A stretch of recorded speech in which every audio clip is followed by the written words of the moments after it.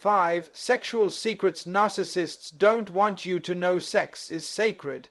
It was never meant to be a weapon, a performance, or a tool of manipulation, but in the hands of a narcissist, it becomes all three. Today, we are pulling the veil off a dangerous deception that has trapped too many hearts and confused too many souls.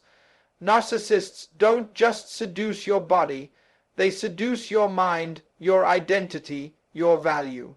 They know the power of sex not as an expression of love, but as a strategy for control. And what they fear most is that you'll see through the illusion. This is not just about lust. This is about spiritual warfare disguised in desire. Let's expose the 5 sexual secrets they never wanted you to discover. Sex is not love. It's the bait narcissists use to counterfeit covenant. There is a deep and dangerous lie that has seduced our generation, the belief that sex equals love. This confusion is no accident. It's a weapon. Narcissists know this all too well. They thrive in a world where emotional clarity is replaced with sensual confusion. For them, sex is not a gift, it's a game. It's not a reflection of intimacy. It's a mask that hides manipulation. When a narcissist enters your life, they don't come chasing your heart. They come hunting your vulnerability, and they know the shortest route to your trust is often through your desire. So they play the role you want to see. They say all the right things, touch you in all the right ways, and make promises they never intend to keep. Why? Because to the narcissist, sex is a shortcut to your soul. It's how they bypass the hard work of building relationship and go straight to possession.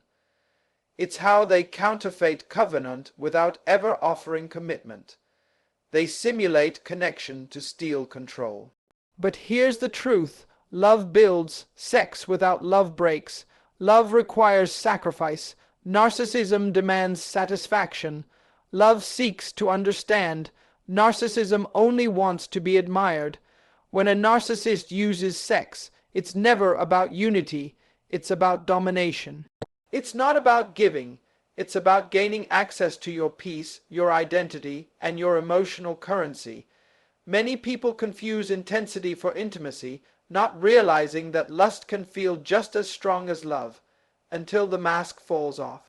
A narcissist will look into your eyes and whisper words that feel holy, while their heart plots how to use your body to fuel their ego. And because our culture has glamorized seduction and minimized commitment, too many fall into the trap.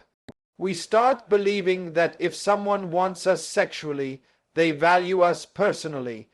But the narcissist doesn't value you. They value your response to them, your admiration, your attention, your surrender. It's all part of their supply. They give you a taste of paradise, then leave you in a wilderness of confusion, and when you ask what happened, they'll blame your expectations. They'll say, "We never said we were serious," or "You're being too emotional." They reframe their pursuit as your mistake. This is the con. They don't just break hearts, they shatter self, worth, and because the sex was so intense, so euphoric, you begin to second-guess yourself. Maybe it was real. Maybe I ruined it. But deep down, something aches. Something feels off. That ache is truth knocking on the door of your discernment. Sex, in its purest design, was meant to be the celebration of covenant, an act that mirrors the unity of body, soul, and spirit. It was never meant to be separated from love, trust, and responsibility, but a narcissist will offer sex as a replacement for all the things they cannot give you: emotional safety, consistent love, spiritual covering. And if you're not rooted in truth, you'll settle for the illusion. You'll trade covenant for chemistry, thinking the spark means something deeper. But sparks can burn just as quickly as they light. Don't confuse a flame for a foundation. Many victims of narcissistic abuse say the same thing. It felt like a soul tie. That's because it was. But not all soul ties are holy. Some are formed through trauma, deception, and spiritual compromise.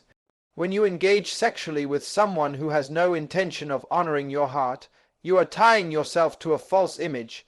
You are joining with a mask. That's why when the truth emerges, the pain is so devastating. Not because you lost something real, but because you invested in something fake. And your soul knows it. You can't fake covenant and not leave a scar. The narcissist understands this dynamic. They use it strategically. Sex is their hook, not their heart. It's the means to gain access without offering accountability. They know that once they've had your body, they can begin to rewrite your boundaries. They can say less, do less, care less, because in their mind they've already taken what they came for. And the moment you question their commitment, they'll remind you that it was just sex. They weaponize your vulnerability against you. It's psychological warfare dressed in seduction. So how do you break free? You start by telling the truth. You stop calling sex love when it's not.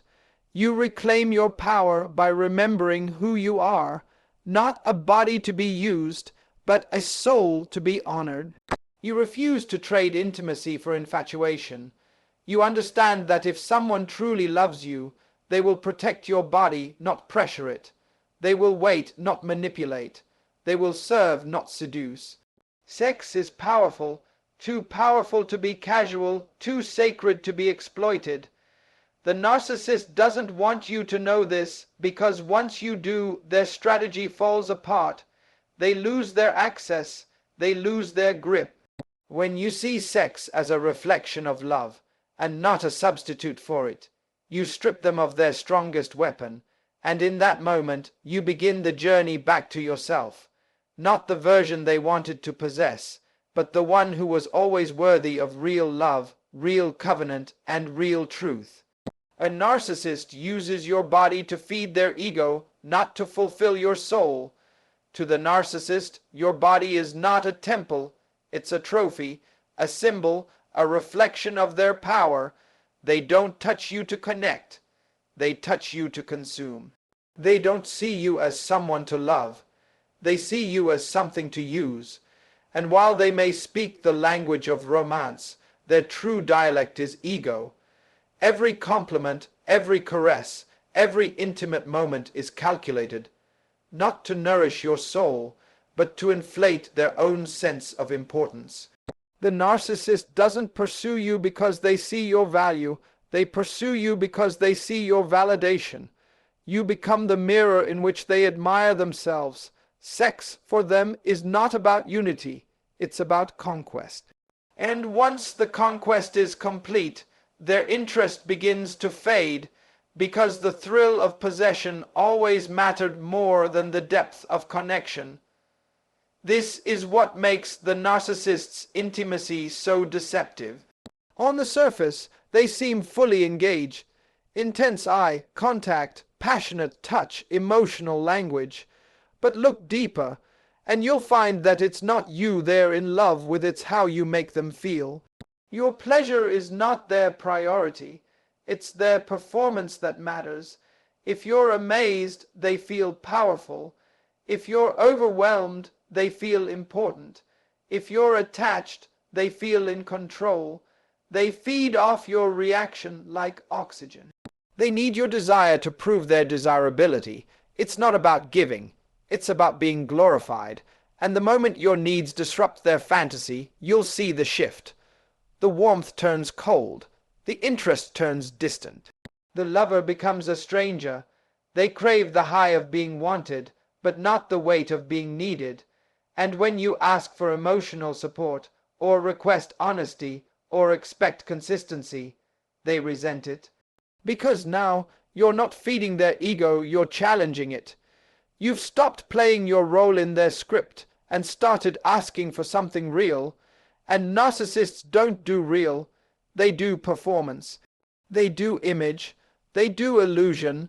So they punish you for having a soul. They distance themselves, withdraw affection, or worse, blame you for the very disconnection they created. It's a cruel game, but it's one they've mastered.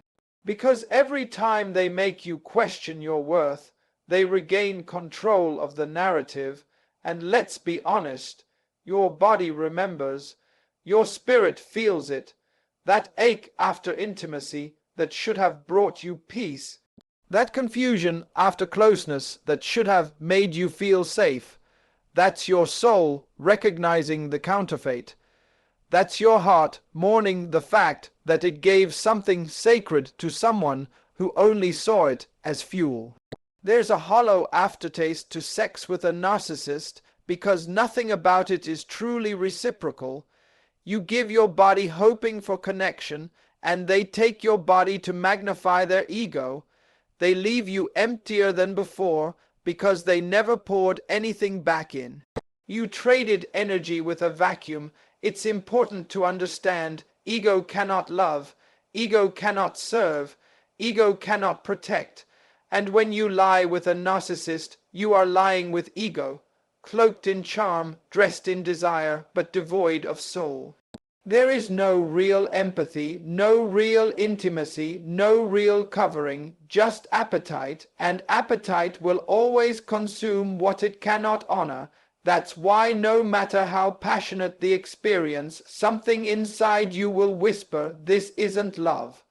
Because real love doesn't extract, it invests. It doesn't leave you drained, it leaves you nourished. It doesn't take your body and ignore your heart. It honors all of you or none of you at all. The narcissist knows this on some level, which is why they run from emotionally whole people. Whole people can't be fooled. Whole people ask real questions. Whole people aren't dazzled by the show. They want the substance, and substance terrifies the narcissist, because substance exposes their lack. So instead, they target the hungry, the broken, the ones still searching for love in the arms of validation, and they offer sex as proof. But it's not proof of love, it's a projection of ego. They need you to believe the performance so they don't have to face their emptiness. Because when the lights go out and the room is silent, the narcissist is left with a terrifying truth. They feel nothing, and rather than confront that, they seduce someone new, start the cycle again, and call it passion. But today, you don't have to be fooled. You can reclaim your body from the altar of their ego. You can say no to being a mirror for someone else's pride. You can walk away from performance and pursue presence. Because your body was never meant to be a tool for someone's identity crisis. Your body is sacred, your heart is holy, and your love deserves to be fulfilled, not exploited. So let the narcissist chase mirrors if they must. But you were made for covenant, not consumption, for honor, not hunger, for real love, not rehearsed desire. And when you recognize this truth, their power breaks, their mask crumbles, and your healing begins. They hide control in the disguise of passion and call it chemistry. One of the most deceptive tactics in the narcissist's playbook is their ability to cloak control in what feels like passion. It's not just manipulation, it's seduction masked as destiny. From the very beginning, they create a whirlwind connection that feels intense, magnetic, even spiritual. The eye contact is deep, the words feel prophetic, the touch feels electric. You tell yourself, this must be fate. But what you don't realize is that the narcissist has mastered the performance of passion. What you think is chemistry is often a carefully orchestrated emotional ambush. It's not love, it's a lure. They study your needs, mirror your desires, and then deliver just enough intensity to override your discernment. They don't wait to build trust. They manufacture urgency. They don't grow love slowly. They declare it instantly. I've never felt this before. They say, we have a soul connection, and in that moment you fall, not into love, but into their control. What makes it so dangerous is that it doesn't feel like control at first. It feels like attention, like affection, like deep emotional resonance, But slowly that attention becomes surveillance, that affection becomes possession, that resonance becomes regulation. Suddenly your choices are no longer yours. Your friends make them uncomfortable. Your phone habits are questioned. Your schedule becomes their concern. They frame it as care, as interest, as intensity. But beneath the surface, they are marking territory. Every gesture wrapped in passion is designed to make you more dependent, more pliable, more willing to adjust your life around their moods. And because it feels like love, you tolerate the subtle shifts. You tell yourself it's just relationship stuff. But love does not invade, it invites. Real passion empowers. Narcissistic passion enslaves. They play on your desire for deep connection. They exploit your hunger to be seen. They know that if they can create enough emotional intensity early on, they can bypass your internal boundaries. And once they're inside your world, they start rearranging it. Passion becomes a smokescreen for power. You begin to second-guess yourself, not because you're confused, but because they've made you question your clarity. They bomb you one moment, then withdraw affection the next. They ignite desire, then criticize you for being too emotional. And when you confront the imbalance, they accuse you of being dramatic or ungrateful. This is not passion, it's programming. They're teaching you to associate their chaos with love, to link emotional confusion with romantic depth. It's trauma bonding disguised as chemistry. The narcissist doesn't just want your love, they want your allegiance, and they know that the fastest way to secure that is through sexual and emotional intensity. But here's the lie: chemistry alone is not confirmation. Passion is not proof of purpose. You can feel a spark with someone who was never meant to steward your heart. And just because your soul reacts to someone doesn't mean your spirit is at peace with them. The narcissist thrives in that space, where your emotions are loud and your discernment is silent, where your body says yes, but your spirit whispers no. But because the feelings are so overwhelming, you dismiss the warning signs as fear of vulnerability. You call their possessiveness protectiveness. You call their jealousy desire. You call their manipulation miscommunication. But all the while, your peace is disappearing. Real love doesn't need to overpower you to connect with you.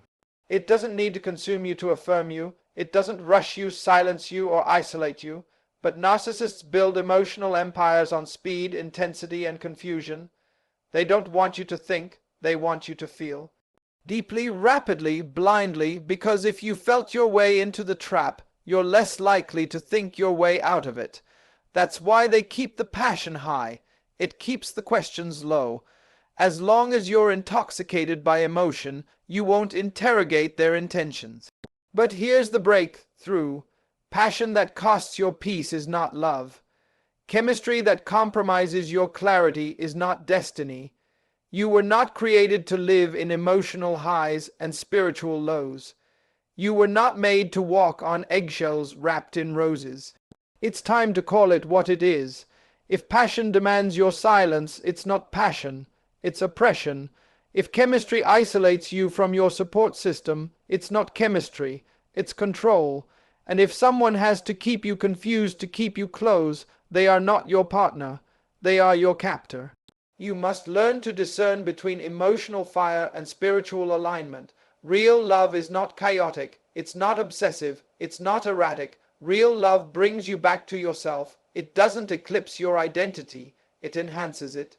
It doesn't drown your voice, it amplifies it. When passion is real, it respects boundaries, it honors space, it allows questions, it values truth over performance.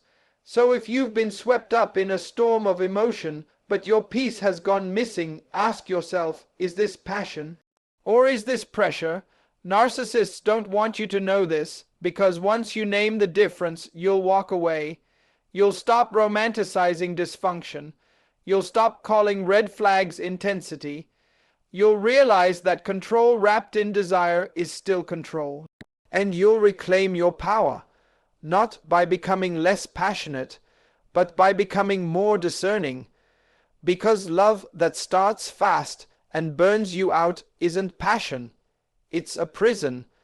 And you were never meant to be a prisoner in the name of chemistry. What feels like intimacy is often a transaction of manipulation. One of the most soul-shaking revelations you will ever have on your journey of healing is realizing that what you thought was intimacy was never intimacy at all. It was a transaction. A calculated exchange where love was promised, but manipulation was delivered. And no one executes this illusion more masterfully than a narcissist. From the beginning, they don't approach you with a genuine desire to build. They approach you with a desire to benefit. They study you like a script, identifying your emotional needs, your wounds, your dreams, and your longings, not to honor them, but to exploit them. They present themselves as your missing piece, your healing balm, your soulmate. But behind the mask of connection, there is an agenda, and that agenda is always about power. It's always about control. It's always about getting you emotionally entangled enough that you begin to interpret manipulation as love, control as care, and performance as presence. Narcissists are not interested in giving. They are interested in gaining, and they know that the most effective way to gain access to your life, your loyalty, your body, and your identity is to simulate emotional closeness. They touch your hand, look into your eyes, and speak the language of love fluently, but their heart is absent. Their motives are self-centered. They are not connecting with you. They are connecting with the version of you that gives them what they want. And what do they want? Attention, admiration, devotion, compliance, supply. So they use faux intimacy to create dependency. They cry in front of you not because they trust you, but because they know it will make you feel trusted. They reveal secrets, not because they want to be known, but because they want to appear vulnerable. They ask deep questions, not to know your heart, but to gather ammunition. Everything they do is strategic. The warmth is calculated, the affection is rehearsed, the vulnerability is weaponized, and because you're craving connection, you receive it. You open up, you give more, you invest more. You believe this is mutual. You believe this is safe. You believe this is love, but slowly, subtly, the transactions begin. You give affection and they give silence. You give honesty and they give guilt. You share your heart and they twist your words. You compromise and they demand more. What once felt like mutual intimacy becomes a currency exchange. Your peace for their praise, your body for their validation, your time for their attention.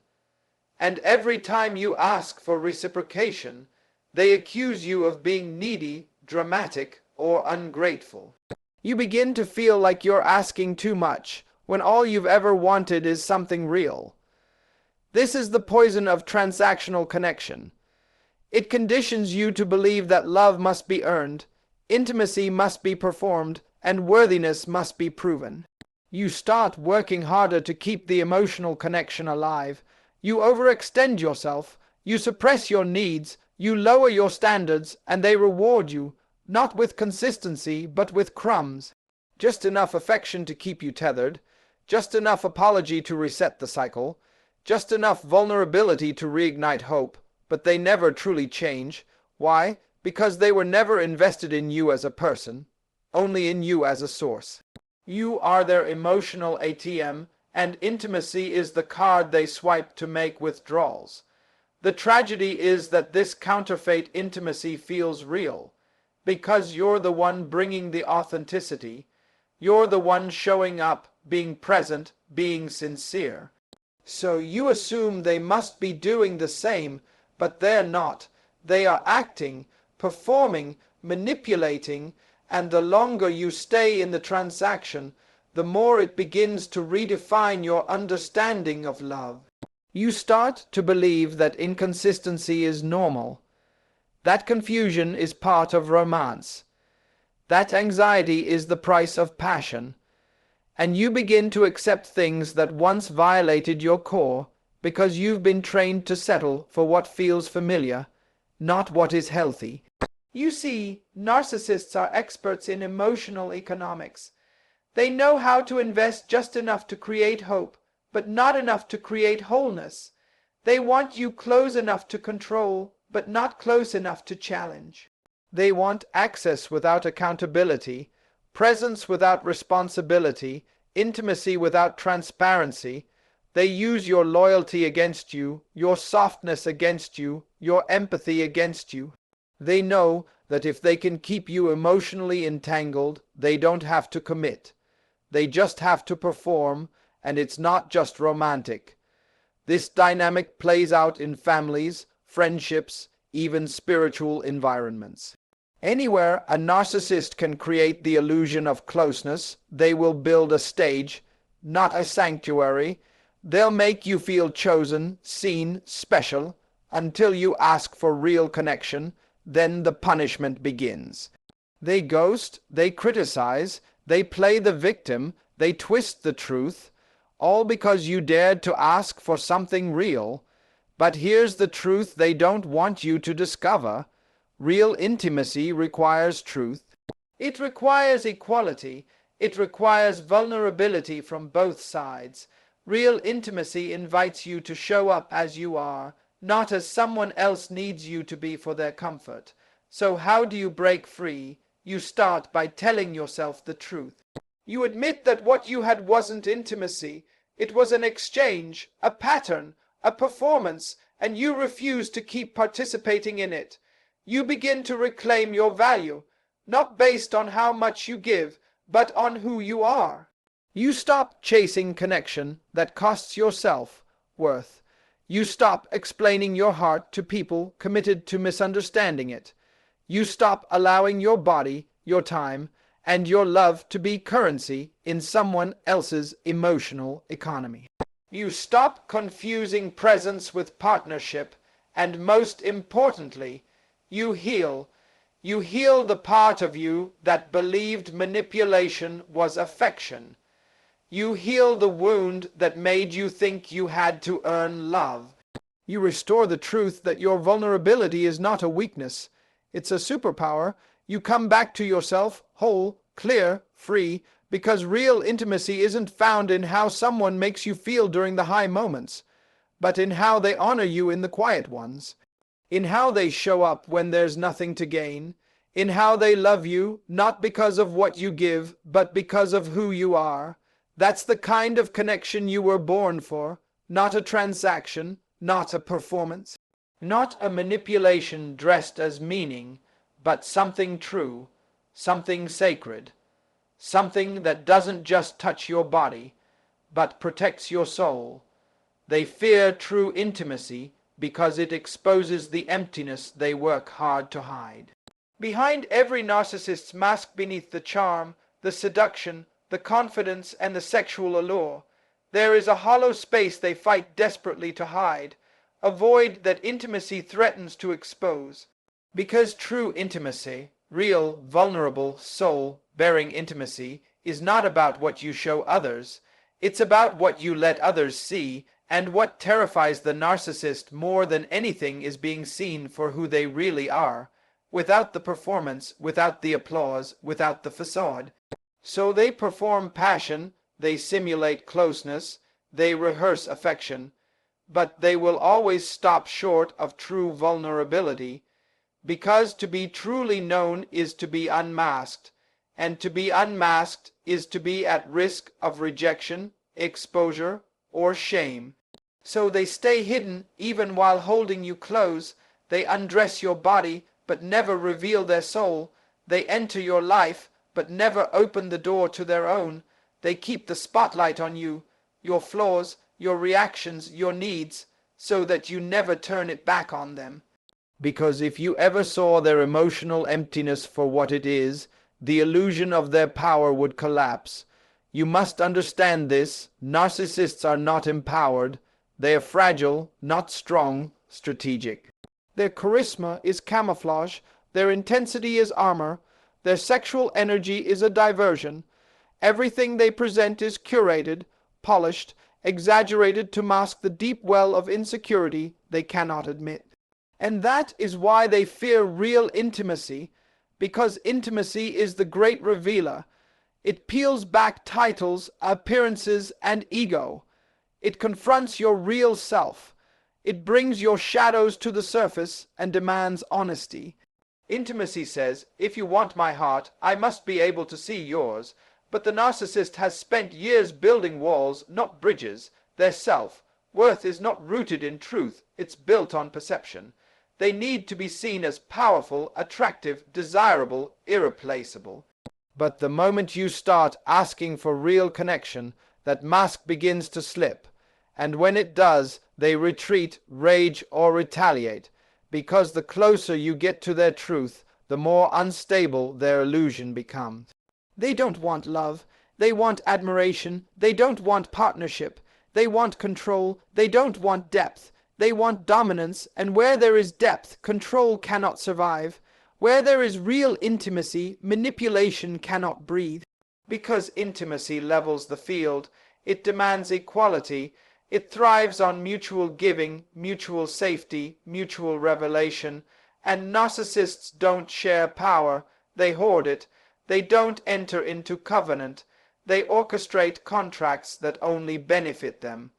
And so the thought of being fully known, emotionally naked, spiritually accountable, relationally honest, feels like a threat, not a gift, because they have nothing real to offer in return, no real empathy, no real remorse, no real stability, and they know that once the illusion fades, your soul will recognize the counterfeit and leave, so they avoid intimacy by creating chaos.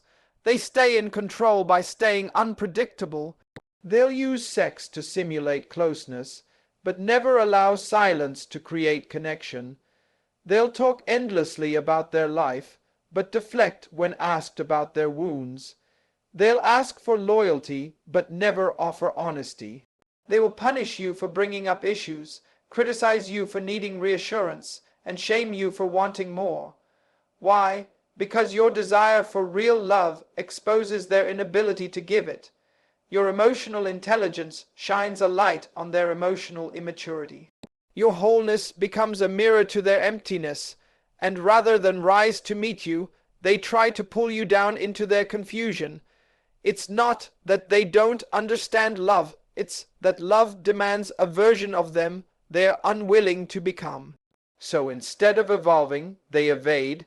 Instead of healing, they hide, and the pattern continues. New lover, new praise, new performance, but it's all surface, all image, all show. Because the moment anyone gets too close, the same fear resurfaces. What if they see the truth? What if they realize I'm not who I pretend to be? What if they leave me once they know me? And rather than confront that fear with courage, they run from it with distraction. That's why narcissists are addicted to newness, addicted to affirmation, addicted to performance. Because every new admirer gives them a momentary escape from their deep inner emptiness. But no relationship can fill a void that truth was meant to heal. No amount of praise can replace the power of self-awareness. No sexual conquest can substitute for emotional intimacy, and the narcissist, though they would never say it out loud, knows this. That's why when you try to go deep, they make you feel like you're the problem. You're too sensitive. You're too intense. You're asking too much. But the truth is, your desire for depth is not too much. Their capacity for truth is too little. Your hunger for emotional connection isn't overwhelming. It's just incompatible with their avoidance of authenticity. You are not too much. You are just standing in front of someone who is too afraid to take off their mask, and so they reject what they cannot reflect. They resent what they cannot match. They run from what they cannot control. But here's what they don't want you to know. The love you're asking for, the depth you desire, the connection you crave. It's not unrealistic. It's not impossible. It's just inconvenient for someone committed to hiding. And if you're willing to stop dimming your light to protect their shadow, you will see the truth with new eyes. You'll realize that you were never loved, you were used, that you were never too needy, they were too detached. That your soul didn't fail, their mask did. And once you embrace that truth, the chains break. The fog lifts. The silence ends, because you stop blaming yourself for their fear. You stop internalizing their distance as your defect. You stop calling manipulation mystery and emotional absence independence. You rise, not in bitterness, but in clarity, not in revenge, but in wisdom. You learn to discern between real intimacy and rehearsed intensity. You begin to value emotional honesty over seductive charm. You stop being impressed by words and start watching patterns. You stop giving your heart to performers and start saving it for partners. Because now you know. You know what intimacy truly is. Not just sex, not just words, not just time spent, but safety, truth, mutual revelation. A sacred space where your soul can rest, not perform, and anyone who fears that kind of space is not ready for the kind of love you carry. So let them hide, let them perform, let them chase applause while you chase alignment, because you were not born to love halfway. You were not made to beg for affection. You were not designed to heal someone who refuses to confront their own reflection. You were made for truth, for depth, for the kind of love that doesn't hide in shadows, but walks boldly in light.